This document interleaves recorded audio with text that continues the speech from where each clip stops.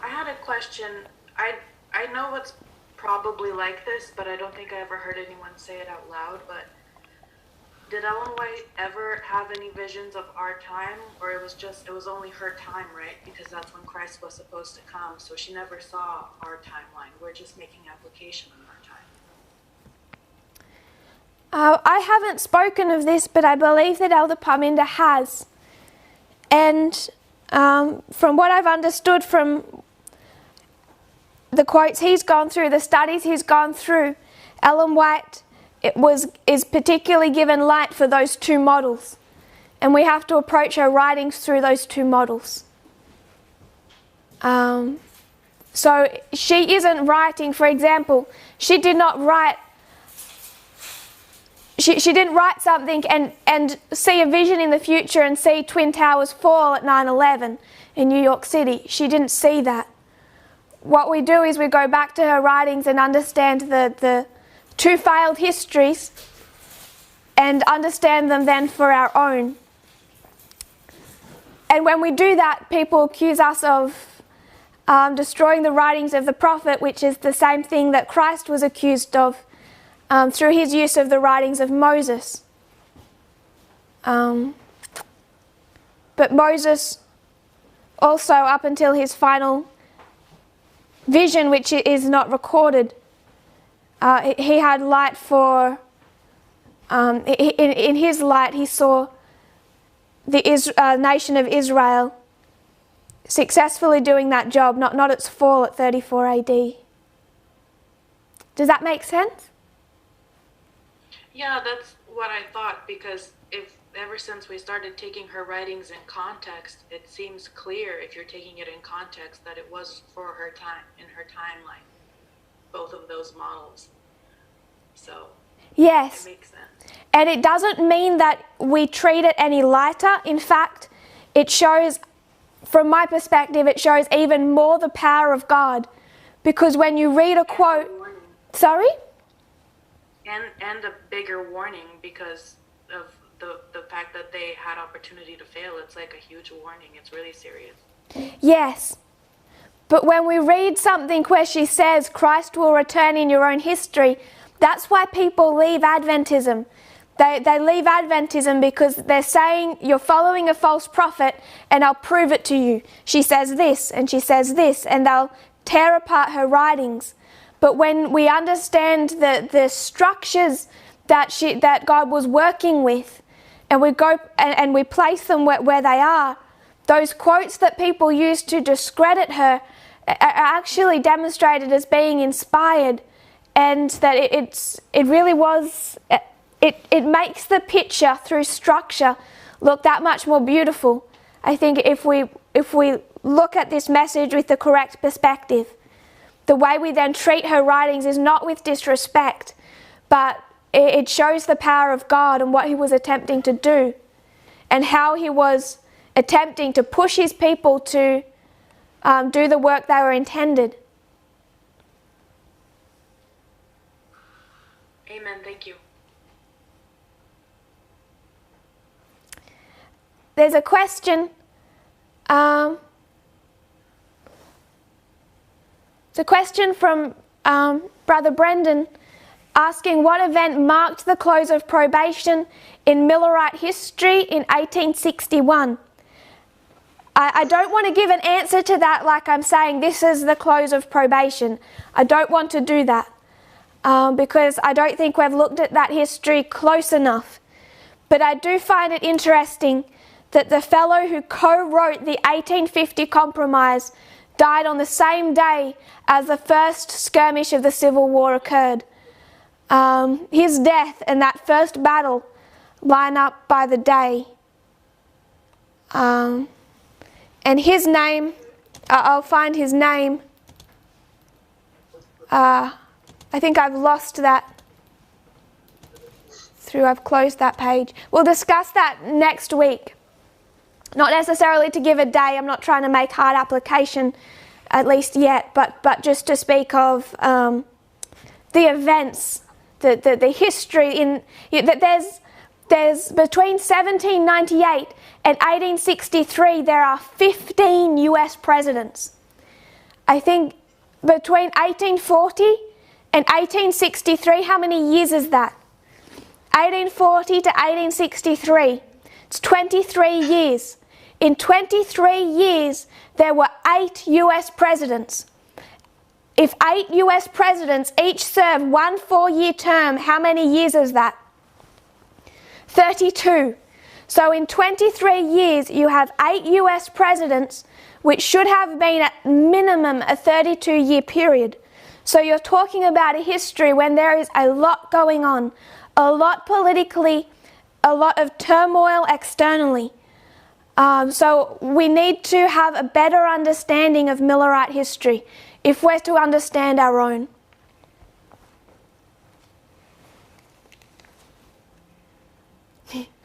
Brother Blessing, I get the feeling I missed a question before from your statement. Please illustrate and shed a bit of light on the chiasm that connects Gethsemane with Christ in the wilderness. I hope my question is clear. It's very clear. So I'm sorry if I missed a question before.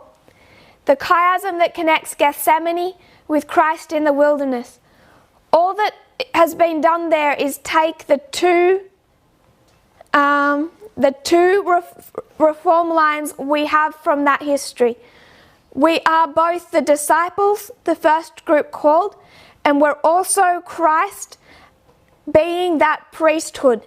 He is the priesthood after the order of Melchizedek. In that fashion, he represents the movement. So when we look at his 30 years of training and then his preparation to go to work, his life in that training for the priesthood fashion illustrates the priesthood today.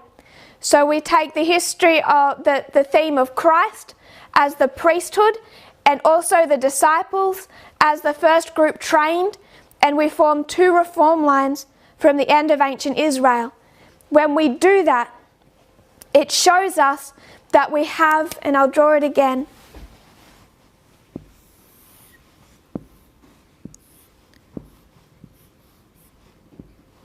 that when we have the shut doorway mark for the first group,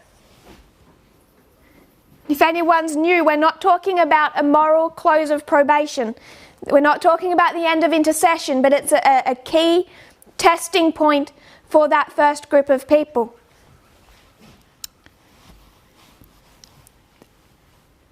Up above, this is the theme of the disciples. First group. Down below, this is Christ as the priest. The 30 years of training every priest was required to undergo. That brings us to his baptism. And this all lines up with 2019. When we take these 2 different lines, this line, the disciples, the first group called, show us Gethsemane before the cross. And then the disciples go into their time of trouble. This line, which is Christ's training as a priest, shows us his 30 years of preparation, and then it shows us the wilderness time period. And when you go to the writings of Ellen White, I don't have the quote in front of me, but she lines these 2 up. And she compares and contrasts them to these 2.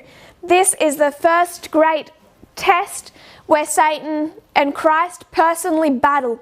She says if he fails here, the plan of redemption is entirely lost.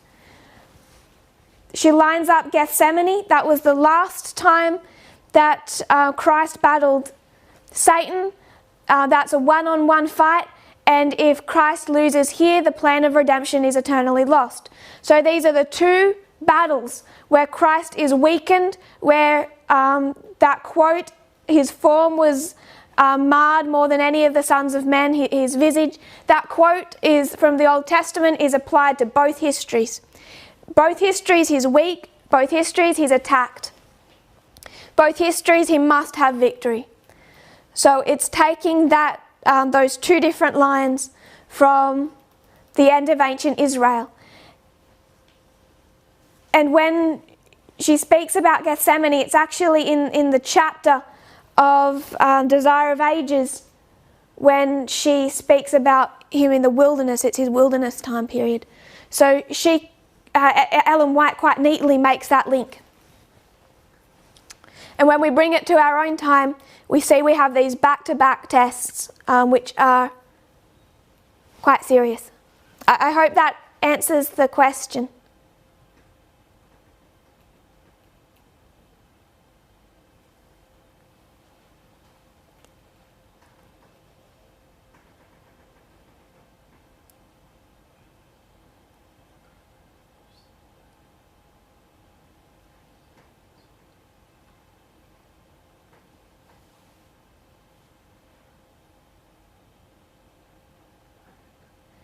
There's a couple of questions I'm sorry that I don't think I'm quite understanding. So if I'm not answering, there's a couple of questions that I don't think I'm getting the point of the questioner.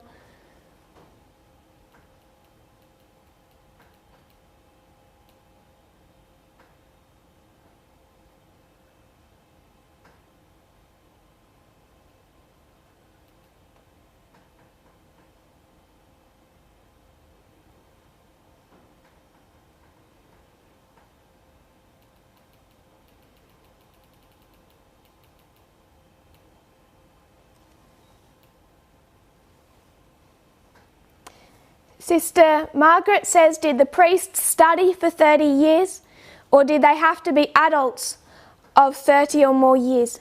I don't think I'm quite understanding that one either, but it was essentially from the time, and again I don't have those Old Testament quotes where they said you can't be a priest until you've reached 30 years of age, because they needed that preparation. And from the time that they were essentially infants, they were to be taught on the knees of their parents. They were to be taught the work of the priesthood.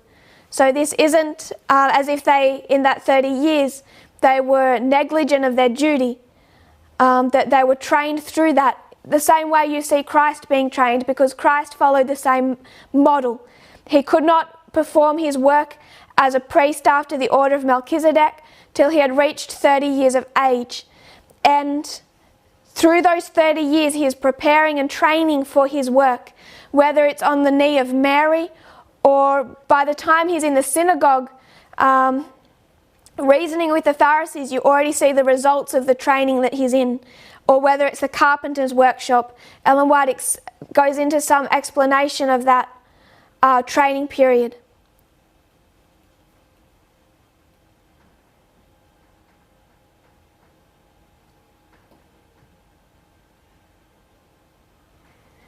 The sister asks, what is the clue that we are really in the time of trouble? I would suggest that the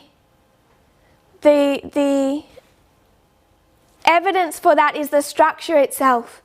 So it's the structure that actually placed, if I was to go back to share screen again, and we were to go back to the end of ancient Israel and the end of modern Israel, it's the structure of the reform lines themselves that place us in the harvest time of the first group. It's the fact that we're after the cross, the close of probation of the first group, approaching Pentecost. I keep repeating this phrase, but I find it consistently fascinating that the Gospels are all illustrated. The Gospels, somewhat into the book of Acts, are all pre-34 AD. Matthew, Mark, Luke, John, and part of the book of Acts are all there to explain to us the history from the time of the end to 34 AD. The amount of effort that God has gone to illustrate the history prior to the gospel going to the Gentiles, prior to the message going to the world at the Sunday law. What he's showing us in those gospels is the preparation of a people to be able to go to the world. That's the power of the Gospels. Then it's not to discount the beautiful moral messages in them, But what they are illustrating is the experience that God's people must have before they are equipped to go to the world at the Sunday law. And the problem with Adventism is they're blind to any of this.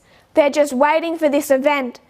And if the Jews are just waiting blindly for 34 AD, are they going to be ready? No, they don't have a hope of being prepared for 34 AD.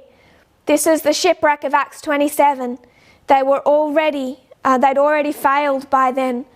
So Matthew, Mark, Luke, John, into Acts 27 is illustrating, is all to illustrate the training and preparation for that work.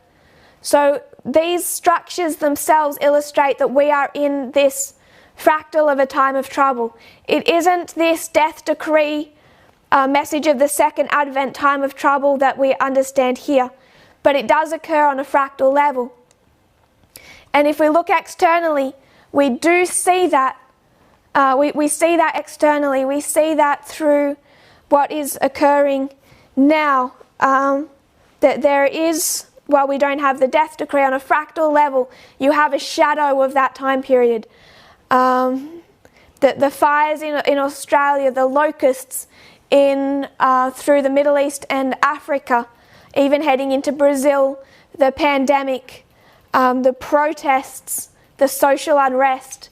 It's been a year that any worldly person finds quite unbelievable. And as someone just said, it's only half over. Someone said, I thought 2014 was typified by a change of leadership. Yes, I agree with that. That's what you see occur in that time period. That's what was occurring with the first temple cleansing of Christ. John the Baptist recognized that when that temple was cleansed, that the disciples were to cease following him and were to turn towards Christ. He recognized what was happening with that first temple cleansing. So I fully agree with you.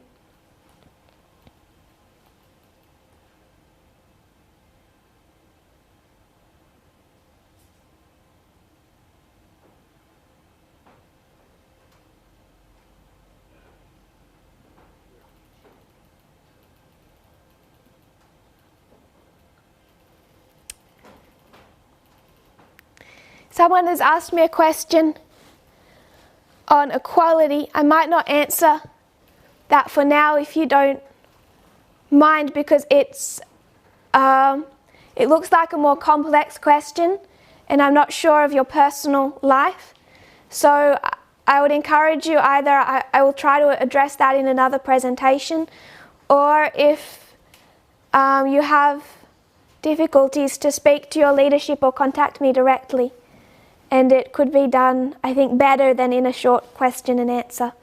I know that this issue of equality, many people are facing various obstacles to in their personal lives, and also there still exists some confusion.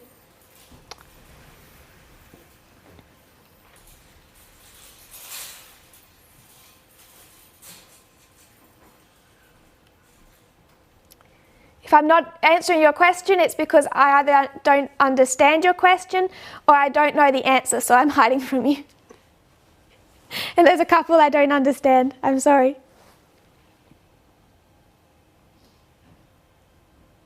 Someone asked me if it's sexist for married women to change their last name. I would say, of course it is. The society is built around that.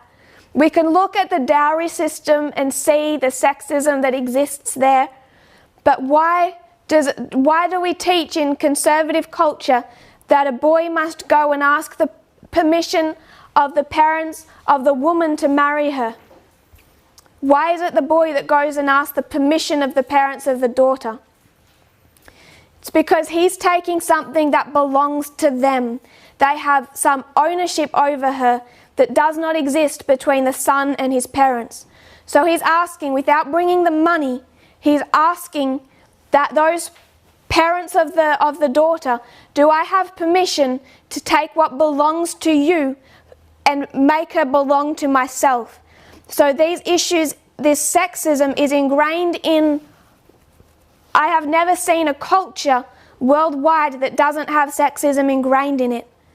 I'm not saying we should ask the advice, the counsel and the permission of parents, but we should try and do that with equality and be aware how much inequality, how much nationalism and sexism is baked into the culture, whatever country that you're from. Why does a father give his daughter away when he walks her down the aisle? Everyone, whether they're from Africa and they're paying dowry, or whether they're from Australia and they're walking their daughter down the aisle, can try and paint these things as somehow beautiful traditions, but they're not. They're ingrained in sexism.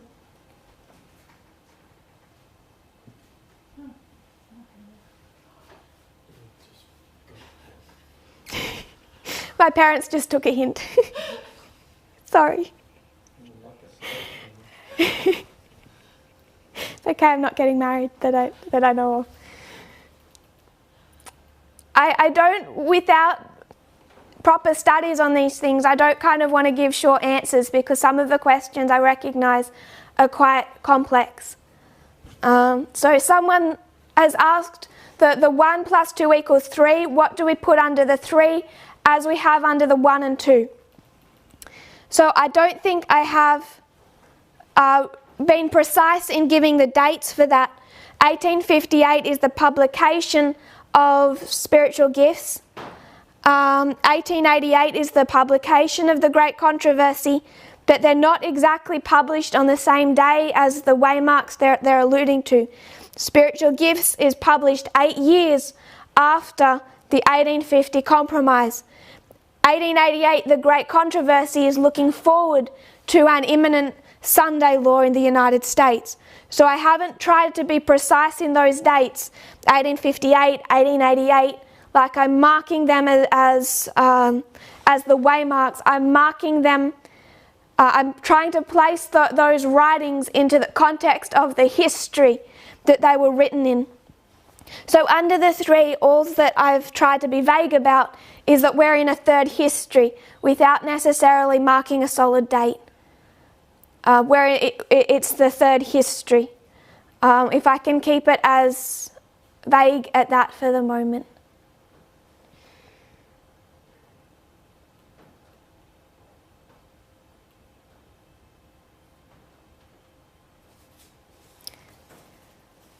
Someone asked, despite what I've said, the Bible is full of stories of women following the men away from their families. Male dominion? Yes, it's written entirely in the society and context that it required. Just as it does with nationalism. As I said, when you go to the writings of Ellen White and read them in context, when we go back to those stories, we're going back to a society that we would no longer live under. Back with the baggage that they still carried in those societies.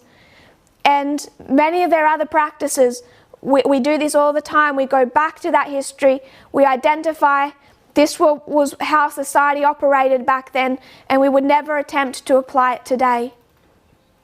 This is just one more example of how we should be careful going back and seeing that. For example, I'm not talking about things like Sabbath keeping, universal everlasting rules and principles to live by.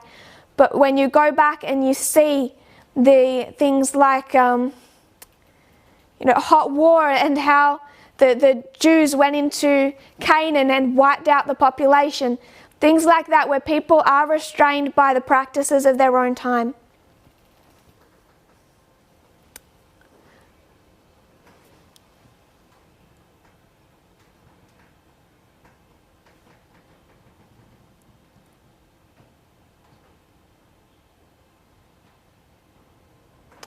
Someone asked about, can we do something about the surname dilemma, the last name, as far as legal issues are concerned, where names have already been changed, legal documents, identity, proof of marriage, etc. I'm not so concerned about that practice because I know situations where the man has chosen to take the last name of his wife at marriage, and they are much more rare, but that still occurs. And for those reasons, if people choose to do that, I don't see that as a sin because it can be done both ways. But we should be aware of why we're doing it and where these practices come from. But men can change their last name, women can change their last name. I think that we should, if we're going to ask the question, are these things rooted in a sexist culture? The answer is clearly yes. That's where they originate from. In fact, they've done studies. You go back 200 years, a woman wasn't even known by her first name. I would be, if I don't want to name anyone now because there might be a man by that name. John Smith. If I married a John Smith, I would be Mrs. John Smith. They had to even take on the first name of their husband. And the difficulty they have now is the women a couple hundred years ago, when that practice was normal, it's very difficult to locate those women in documents for what they were able to accomplish. There's women who accomplished great things in that history where it's hard to even find their story or anything about them, because everything that you would look up about them is directed entirely to their husband. The reason being, nothing was put under their name, not even their first name. They lost their identity. When they lost their identity, they also lost their legacy. And it's hard to actually find recorded information about them because it's sunk deep inside this system where they're not known by their name.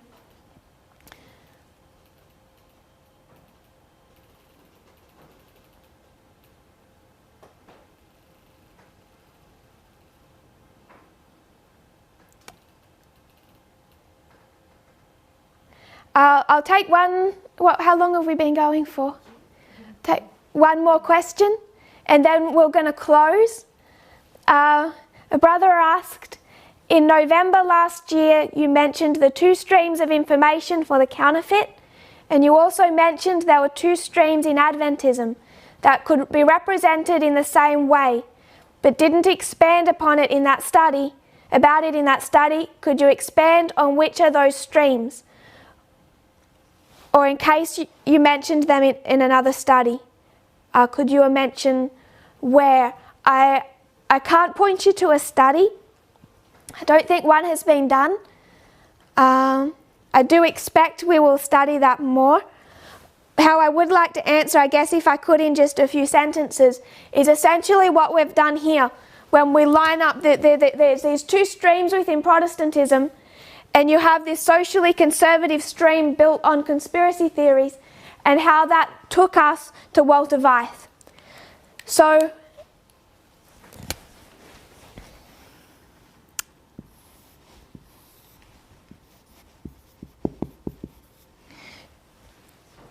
when we look at the United States and we see 2 streams, we see CNN and Fox. Now, we don't necessarily just say it's just them. Under Fox News comes all different other people, other organisations, other headings. Breitbart News would come under that heading that we call Fox. I have a mind blank of the others at the moment. But Fox just becomes like a title of a particular methodology, a particular worldview. So we would say Fox News and CNN, and they become just titles of a mindset and a worldview.